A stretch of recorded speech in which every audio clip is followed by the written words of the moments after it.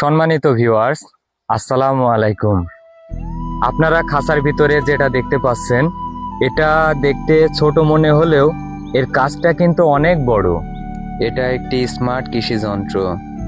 এই solar panel সূর্যের আলো থেকে বিদ্যুৎ উৎপন্ন করে যন্ত্রটিকে চালায়। এর জন্য আলাদা করে বিদ্যুতের প্রয়োজন হয় না।